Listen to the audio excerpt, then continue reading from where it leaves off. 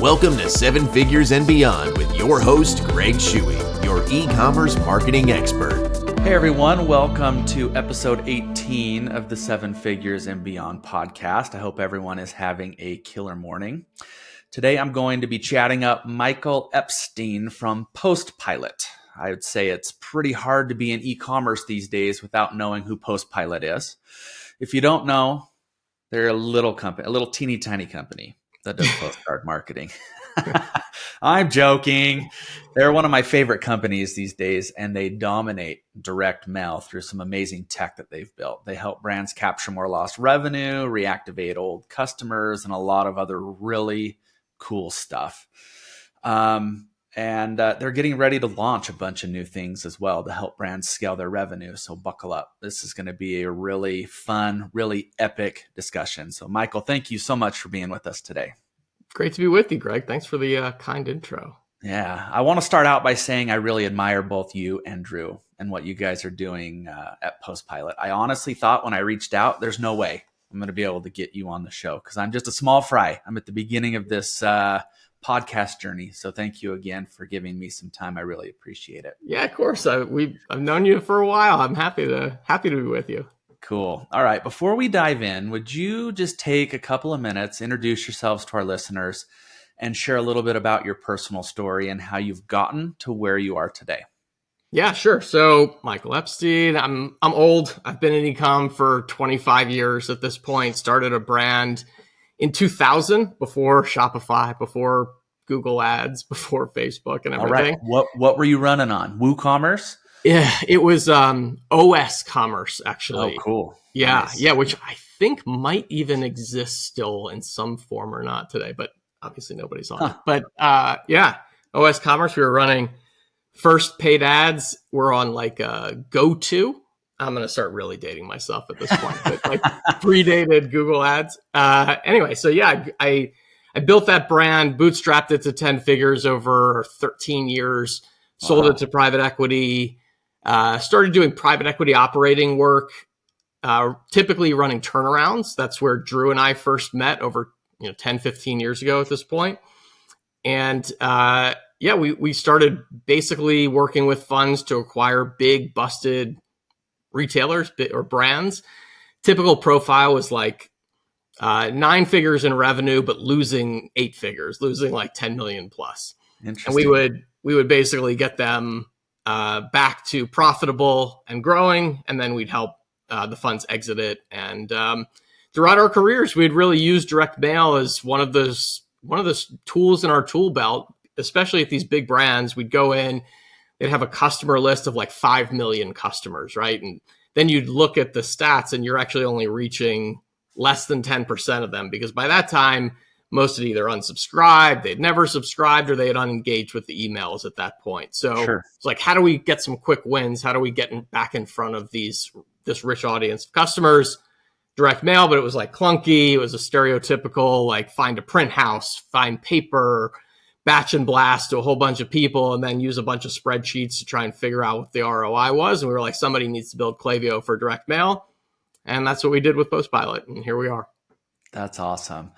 And I think that dovetails really nicely kind of into my first question that I had for you is talk to me maybe just a little bit more about why you started the company. Why did you think, dang, like most brands aren't sending direct mail? I think something like this would work.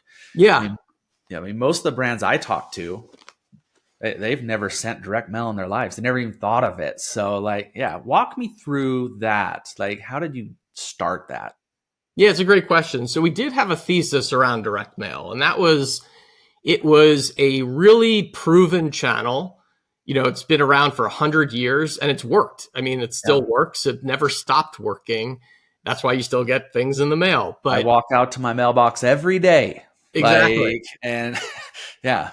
Exactly. But why I think most brands didn't use it, to your point, is it was a high friction, very cumbersome, difficult experience. And a digital marketer, a native digital marketer is used to running email campaigns and Facebook ads and having a dashboard and like testing a bunch of stuff and being able to track it really easily, is going to not be super enthusiastic about again, finding print houses and then sending spreadsheets back and forth to try and figure out, how to send direct mail. But, we had this thesis that one, it was this proven channel that was ripe for sort of reinvention. Nobody had done anything particularly interesting in this channel in who knows how long. And it worked. And then second, we knew that digital was only going to become more crowded and expensive over time. Yeah. And, Facebook ads, Meta ads are increasing right now. Exactly. Like, it is insane. It's like a dumpster fire. And but it was only going to become more crowded and expensive over time. Emails were only getting more and more crowded. Your email inbox was only getting more and more crowded. Yet direct mail represented this opportunity where it was getting less crowded over time and the price of postage is fixed. So it became more attractive on a relative basis. When you could buy Facebook clicks for 5 cents, direct mail looked really, really expensive compared to that. Right. Now you can't do that. And as price of postage has remained mostly capped over time, it just makes direct mail look more and more attractive from a cost perspective as well. So that was the thesis. And that's really played out nicely for us, I think. How long ago was that when you came up with this thesis and said, I think there's something here? Yeah, it was about 4 years ago. Right. Smack dab in the middle of COVID. It was right before, I guess it's 5 years ago now because it's 2014. But yeah, so about 5 years ago, right before sort of COVID and then right before iOS. And so we sort of had a vision for the product and we're kind of in the right place at the right time when sort of iOS hit and it really started opening up brands' eyes to the need to diversify, build a more resilient business, find other channels for growth. Don't you love that? Right place at the right time. I feel like a lot of businesses, yes, they work really hard, but luck plays into it as well, of being able to take off like a rocket ship. I love it. I think you have to credit luck with a lot of things. Yeah. So talk to me about why it works so well. I mean, I'm on LinkedIn way too much every single day. I see Drew posting case study after case study, comparing Postpilot to email. It's astounding. I mean, we have so many ways to drive brand awareness, engage prospects. Why is this so dang magical? Yeah, I think it goes back to people just not necessarily engaging with digital channels as frequently as they used to historically. And I would suggest anybody listening, go to like Klaviyo right now, create a segment of all of your previous customers, anyone who's bought one or more times, and then create a second segment of anyone who has bought one or more times, but has opened or clicked an email in the last, call it 30 or 60 days, and compare the sizes of those segments. And you're going to see it's probably less than 10% of your audience. And you can do the same thing for email subscribers, people who signed up for your list, fairly recently and then never ended up converting or are no longer opening. So there's just this high percentage of folks, and we're not suggesting replace email. We would never say that. You should always make your first attempt to, or even your second attempt to convert somebody off of email because it's going to be the cheapest. Direct mail is not going to be the cheapest, but it converts higher. And so when you want to get to those people who you haven't been able to convert off email, it's a really effective way to get in front of them, get your message to them, and then get them to ultimately buy from you. And you can do that for now both, customers and prospects. So, it's a great way to just generate incremental revenue. And because the conversion rate is high, if you're targeting folks that aren't engaging with your other channels, it can look, the returns look really, really good. Yeah, I love that. I like that a lot. You guys do a lot of different things with the platform. I mean, I swear every time I'm on the website, you've got something new. I mean, one of the most recent ones are like the handwritten cards for your VIP customers. And I'm mind blown because nobody does that. So because you have so many things, it might look maybe scary to some brands. Like, where do I start? So maybe you could share with me, like, what has been the most popular of your offerings and what has been the most effective, let's just say in Q1 of 2024? What are people doing the most? Sure. Yeah, it's a great question. We have full strategy team, data team, and creative team in-house. So we can do all of this stuff for you. We know best practices. We've seen thousands and thousands of brands and campaigns and millions of cards. And so we know what works, and we'll like make sure that you're set up for success. That's why we're very hands-on, because we know it's a new channel for most brands. It can be intimidated. They don't know they don't know best practices. They don't necessarily have the time or desire to learn a new channel. So we want to make it really easy. But that said, what are those easy wins? We typically say start lower in the funnel and then work your way up. So if you haven't done direct mail, start with retention. There's tons of easy wins, I promise you. And we can target those existing customers who haven't engaged with your other channels and haven't been back in an extended period of time. We can run reports in the dashboard that show you, like, have they gone well beyond the expected period where you'd expect to see them back naturally? So you're targeting this unengaged audience and you're waking them back up, reactivating them, getting additional LTV, incremental orders from them. Yep. Easy wins, again. And then we can track each of these retention audiences by cohort in a dashboard. So you're going to say, how do my one-time buyers perform relative to my repeat buyers? How do people who haven't bought in 6 months perform relative to a year? And by tracking each of those cohorts independently, you can say, these are profitable groups that I can continue to target, maybe automate. These are groups that are no longer profitable. I guess I can't go back 2 years for a one-time customer. I know never to send to that group anymore, and I don't need to spend the money. So again, start with those easy wins sort of on the retention side, and then work your way up the funnel from there. So we can do things like our mail match tech is where we can match an email address of somebody who's never bought to a postal address and retarget them with a card. And so that's sort of the next level up. It's a warm audience, but it's still a net new customer. They've gone through your email welcome sequence. They still never converted by the end of your welcome sequence. Let's match them to a postal address, retarget them with a postcard, try and get that person to convert before you risk losing that lead for good. Yeah. And then we just keep working up the funnel into site match, which is targeting anonymous website visitors, and then ultimately to things like lookalike prospecting, where we're taking your best customers, building a lookalike audience the same way sort of Facebook builds that, and then targeting cold prospects with cards. Interesting. So you're taking the funnel, flipping it upside down, and saying we're going to start at the bottom and work your way up. Well, I mean, basically, you just answered my next two questions. I don't even know if I need to ask those now.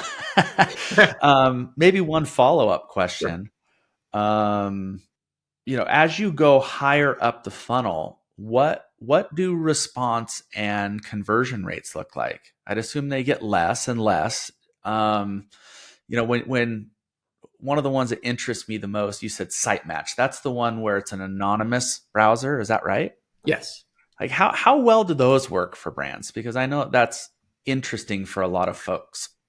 Yeah, great question. So the return is going to always, just like any sort of campaign, is always going to depend on the audience and the offer.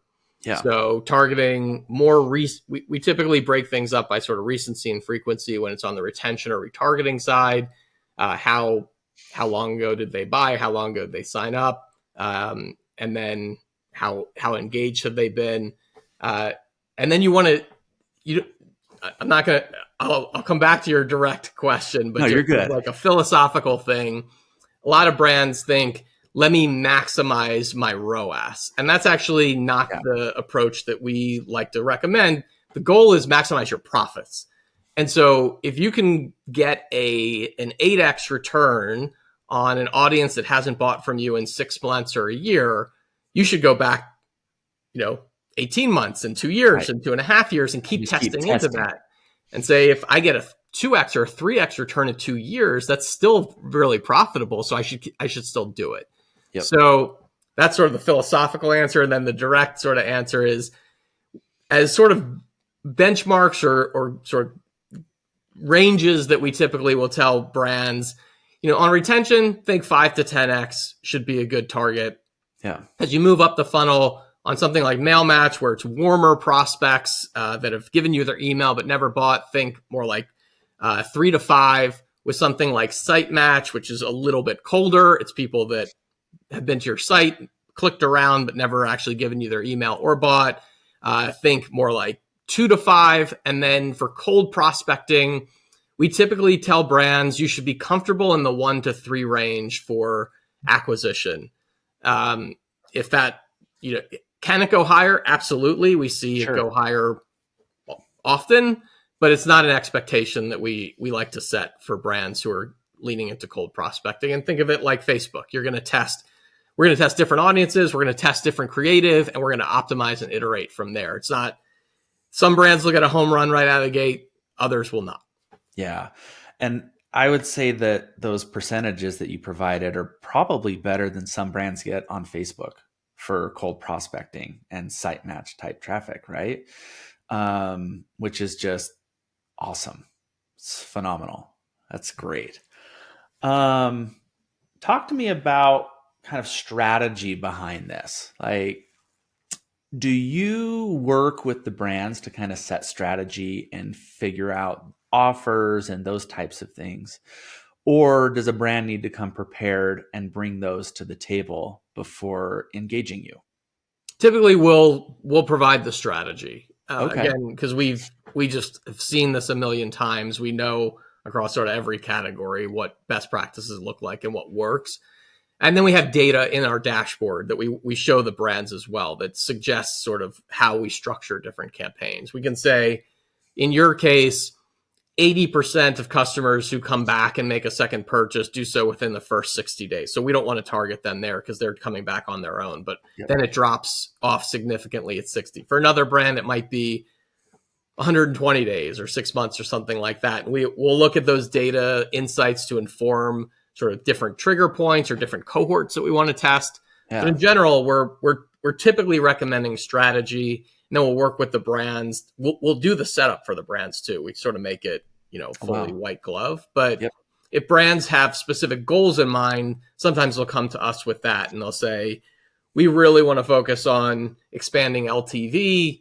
We feel like we have a bit of a leaky bucket on retention. So we really want to see if we can move our overall LTV number so that we can reinvest more into acquisition. In other cases, they're like, we really, really just want net new customers. So really focus on different tactics that can drive net new customers. In other cases, they like, just really nice touch points like the handwritten card. So they'll help typically give us some guidance on what their primary goals and objectives are, and then we'll design the strategy with them. Cool. Do you just have like a bucket of different types of offers that you pitch and recommend that you could maybe share? Yeah. So we'll typically, because a lot of the brands are running these types of campaigns in other channels, typically we start by saying, let's start with the offer that you've been providing this type of audience already, or maybe bump it up just slightly if it's an unengaged audience. So for example, get 1% off, something like that. Yeah, exactly. So if they've been running, say, a 20% off win back offer, and they've been trying to get to those customers for 3 months and they haven't come back, we would say maybe test that same 20% by direct mail and maybe bump it up slightly to see, because now they're becoming more and more defected over time. Maybe bump it up and see, and then we can track each of those offers. And then in terms of like what types of offers, again, we typically say be consistent with stuff you've already showed them, just so it's, it's not as confusing or different. But we also recommend to any brand, you should always be experimenting with your offers. Sure. Gift with purchase, things like, or cash back is a great alternative to just flat discounts. And we would say that no matter what channel you're testing. Yep. 100%. I love that. Before we move on to my next big question for you, because I think we're going to spend a little bit of time there. What size of brand is too small to engage in this type of marketing? Yeah, great question. We typically recommend a minimum of about 3 million in revenue. Okay. And that's not because we have a minimum size. We could technically run one card for you. We run our own production. There's no minimum. Yeah. And it's not because we don't want to work with a brand that's smaller. It's simply like we're really transparent around who we think is a right fit and when the time is right to introduce a new channel like direct mail. And frankly, like under that, you should sort of be honing in on fewer core channels and developing like really demonstrating product market fit, that you've been able to crack an offer that starts to get you to some level of scale. And then you can start diversifying your channels, and then we can help you continue to grow and find other channels to get in front of that audience. But typically we like to say, like, if you're less than that, stay focused on fewer things, really demonstrate your ability to start scaling those things, and then we'll come in and we'll help you really continue to juice those. Yeah. Are there any who just beg? Like, no, I want to do this. I'm at $1 million a year in revenue. I want to do this. Don't tell me no. And do you see success with those ever?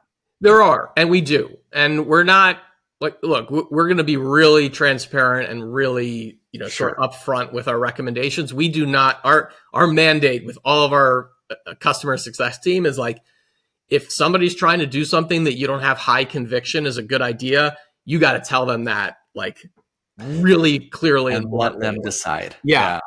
So it's not worth it to us to have a brand have a bad experience and then go away thinking like direct mail doesn't work or Postpilot's not good. Like, we want brands to see success, and we want to run high conviction campaigns all the time.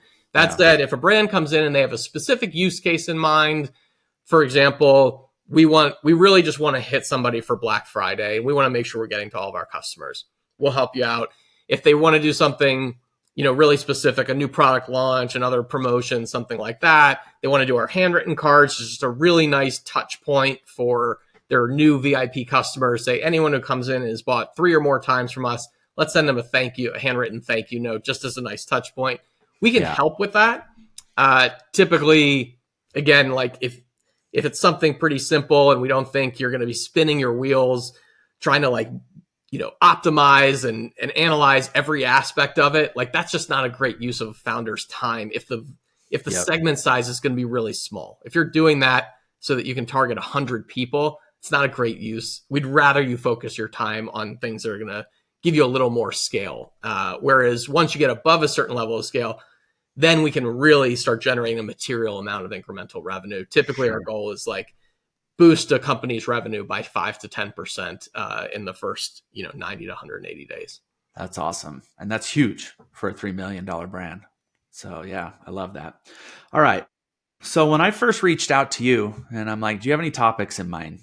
Your response was, we've got a lot coming down the pipeline. So I'm sure we'll have plenty to talk about.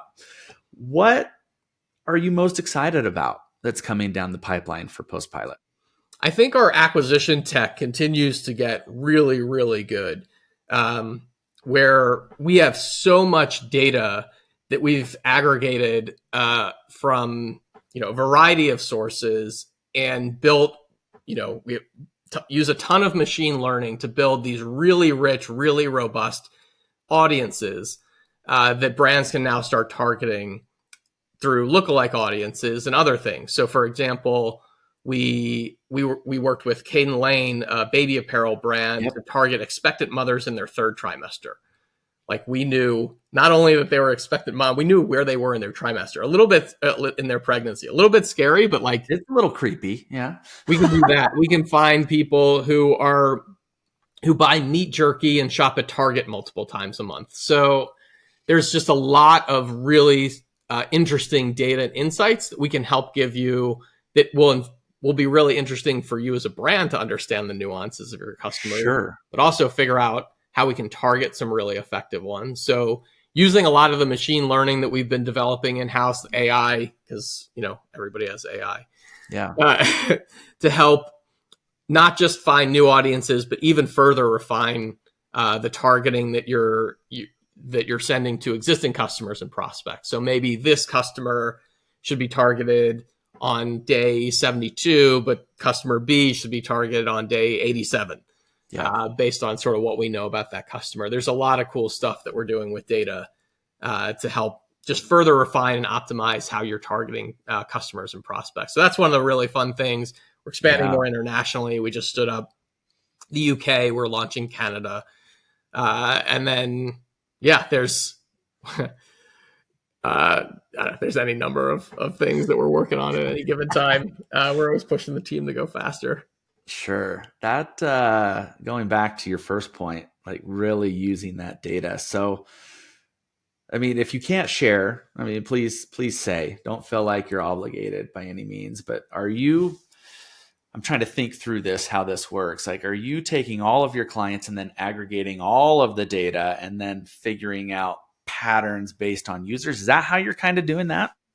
We're not aggregating customer data. Okay. But we have tons of data that we Got it. can aggregate from across a variety of sources, and then we can use the customer's data to model against that, and then say, Interesting. find some really, really interesting insights about each brand's customers. Both, again, to inform the brand about interesting insights on their customers, and then find other people that look like them. That is so cool. Awesome.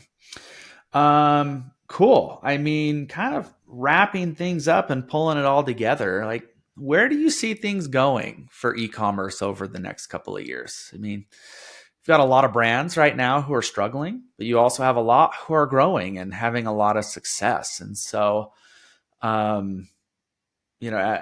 I've talked to more brands, like, they've shifted away from this mentality that the brand who can spend the most to acquire a customer wins, and we're shifting more to the brands who can acquire customers profitably wins. And so it's shifting business models.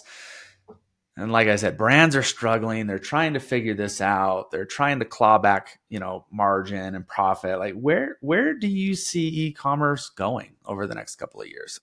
Yeah, it's a good question. I mean, it continues to be an attention game. Yeah.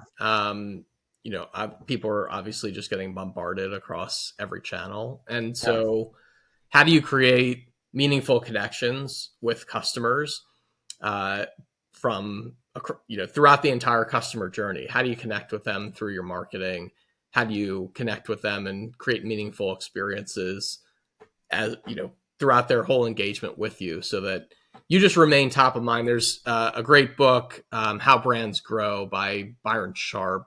Cool. And he just talks a lot about salience and mental availability of a brand. And when you can do that, it's going to allow you to grow both from an acquisition standpoint and a retention standpoint more profitably, because you're just you're more top of mind, you're more immediately recognizable. And so I think that's definitely one piece of it. It's just creating an experience that feels distinct, unique, engaging, such that you're more memorable to a customer next time they're in the market for something. And to your point, growing profitably, this emphasis on profitable growth, I think we're rooted in the same thing. I mean, we come from private equity turnarounds. Like, we don't know, Drew and I don't know how to, just be wasteful at this point. So, and that's really it's really informed our philosophy with Postpilot too. It's like, how do we help brands drive incremental profits that they're not able to get elsewhere? And to your point, when you do drive higher LTV, you can invest more into acquisition. And that's really becoming more and more critical, because, again, acquisition costs are always continuing to rise.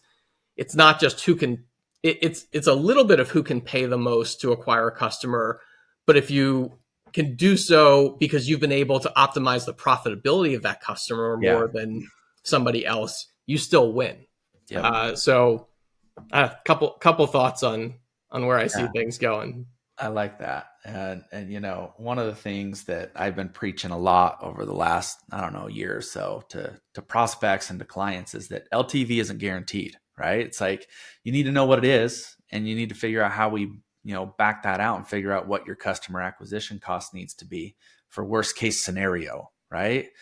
And I love, Drew just wrapped up, what was it? The 30-day turnaround series on LinkedIn. And every post was about cutting costs. It's and getting profitable. It's just so important for brands. And then I also loved, staying top of mind. I also see a lot of brands right now, and I posted about this a couple of weeks ago, is as I'm talking to them, they're scared. They're pulling back marketing spend. They're pulling budget. And it's like, when you do that, you're less top of mind, right? And so you have to balance that. And I'm glad that you brought both of those up. I think that's awesome. So thank you. Yeah, I think the risk you run, to your point, is like you go into that death spiral at some point of you pull back marketing, you acquire fewer customers, you can't cut costs, you can't cut your way to growth, and you can't cut costs fast enough to keep up with a significant drop off in customer acquisition. So try and hold off cutting marketing, focus on profitable marketing. But try and find ways to optimize your operation before you before you cut marketing. I was just going to say that as well. There's other places you can figure out how to save money and cut costs. Look at shipping, look at packaging, look at overhead. Are you doing 5 people for customer service when you could, I think a few months ago we installed Gorgeous on top of one of our clients and was able to reduce their headcount on the customer service side. Like that's ways to save money without cutting customer or marketing budgets. So totally. I think there's a lot that you can do there. Cool. All right. Awesome, man. Well, that was awesome. Thanks so much. Thank you again for being with us today. And thanks for sharing those things. I'm excited to see what you guys bring to the table here in the next few months with your new features you're rolling out. Awesome. Thanks again. Thanks, Greg. Great to be here. Well, on our next episode, we're going to be chatting with Jimmy Kim. You know Jimmy. I know Jimmy. You know Jimmy. So he's with SendLane. I guarantee you that you've probably heard of SendLane. He's out making a lot of noise right now. And he's taken on Klaviyo head to head, which I love to see because I feel like it's pushing both platforms to innovate and improve due to the competition. In the years that Klaviyo has been in business, I don't think I've seen them launch as many features and, innovating as they have in the last 12 months. And I kind of feel like that's because Jimmy's out there pushing hard, right? I don't know what our discussion's going to be about, honestly. Similar to this conversation, I didn't quite know what we were doing going into it, but it's going to be awesome. Jimmy's a good dude. He is a good dude, and I'm excited. That one will be on Thursday. So as always, take what you've learned here, make a plan, and take massive action this year. Thank you, everyone, for joining.